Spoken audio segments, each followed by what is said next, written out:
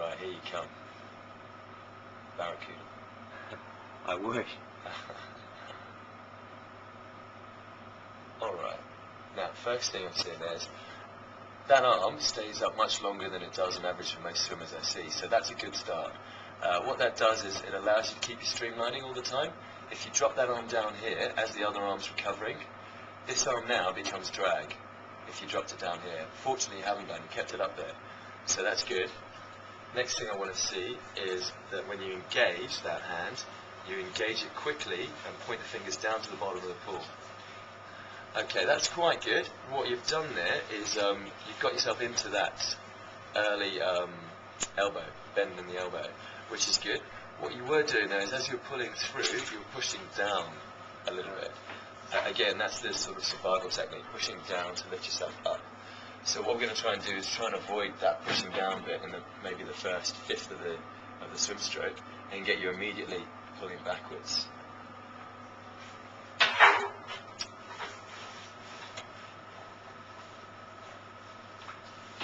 Pathway's quite good through the water, all the way along the length of the body. It's quite deep though. Well, when I put my arm in the water, It is. should it be going that deep? It doesn't need to go that deep. That's again a symptom of you pushing down a little Right. bit. So what we're going to do is we're going to try and avoid that in future, and we'll work on that. Something else that I look at is how well the hands are closed as they're pulling through the water. Now there's various schools of thought on this, but I try and tell people initially to train with the fingers closed if they can do. You can see a little bit of splayed fingers at the back here. At the front end, great, nice and tight.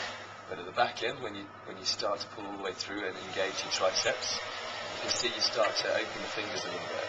And all that does is it serves to release water, so you've got less tension on the tricep. What you're effectively saying is, I'm not confident in the strength of my triceps, so I'm just going to start to release the water, release the pressure. We want you to keep those fingers a little bit tighter towards the end.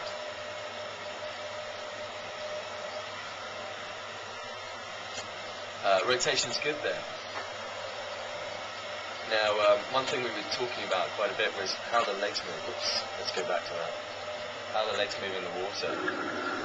What I want you to do is just get an idea of where your legs are in relation to your body. Apologies for the bad camera work here.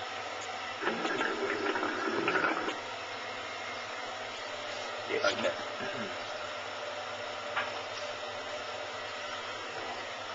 Now you've got a nice streamlined top half, and then you drop a leg up like that. Yeah. Now you've got this great start here. As the water's travelling past your shoulders and past your chest, it's going straight down towards the leg area. When it comes across past the shoulders, though, the water now makes contact with the calf, which is bent all the way up here.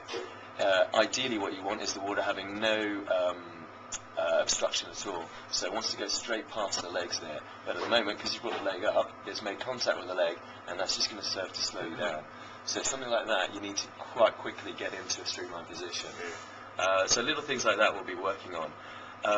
So we got to, where did we get to? Stroke count. Trying to get that stroke count down and try and get your stroke length increased, which we'll work on. Another few points we want to work on is the timing of the stroke. Something that you're doing already quite well is you're getting very close to what's known as the long distance stroke, or near catch-up stroke, or catch-up -1. There's lots of different terms for it. But essentially it's trying to move the hand into the water, the recovering arm, that is, the arm that's coming over the water, moving it into the water so that it enters the water, and it's just at the same time as it enters, the leading arm starts to pull away. So that's what you're looking for. Just going to take a quick look and see if you've got that there. I think you got very close to it. That's quite close to it. So as you see that other hand coming into the water, you should see the leading arm pulling away. So this arm's already started to pull away now. You should already have seen the other hand coming into the water. Yeah, I think it was a bit early. That's it there, yeah. It's maybe a little bit early, only a tiny bit. But yeah, we've just got to work a little bit on that timing. No major dramas there, though. In general, it's a good stroke. Yeah, so in general, Rick's quite pleased with that. Quite pleased. How are you feeling with that? Yeah, good. I did my first set of drills that you gave me, the Superman and what was the other one? The one on your back where you rotate? Superman and rotation on your back in torpedo. Yeah, and I found my legs were getting tired, my quads and my calves. Is that normal? It is normal, yeah. I like to hear that from a lot of people, to be honest. Not that I want to induce pain in most people when they're swimming, but I do want you to start to feel the muscles that are required when you're actually swimming. You don't want to have too much of a back problem though. That shouldn't be happening. What you want to be able to do is to rotate the whole body, the torso and the lower half at the same time. So the back problem may come as a result of rotation from the top, but not following through with the bottom. So you have this conflict just around about the lumbar area. So that's something to avoid, but we'll take a look and see what you're doing. In general though, you should be starting to feel muscle fatigue in the calves, in the quads, and also in the glutes. Will I be kicking that fast in the actual race? No, you won't. You won't be kicking that fast at all. You'll probably be wearing a wetsuit for a start, which will increase the buoyancy of your body, so you'll have your legs up quite high without even having to make a kick. However, when you do have to kick, which would be at the start when you're trying to get into a position, when you're trying to get back onto land and you need to get the circulation back down to the legs, or when you're just jostling for position out in a normal swim, you've got to start to get a right kick immediately. If you've got a mediocre kick, it's just going to serve to drain your energy and it'll slow you down. So it's good to get the kick right first, but you won't be kicking to that degree when you actually go into your swim. Right, so this is my second session. What are we going to do today? Today I've got a nice little program for you, Reece. We're going to do a little bit of a review of what you've been doing previously. So a little bit of that streamlining in Superman, a little bit of the torpedo, getting the rotation from your core as opposed to getting the rotation from your shoulders.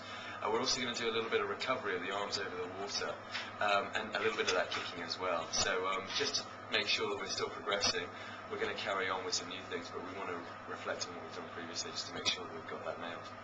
All right, Emile, we'll be chatting to you again soon. Cheers.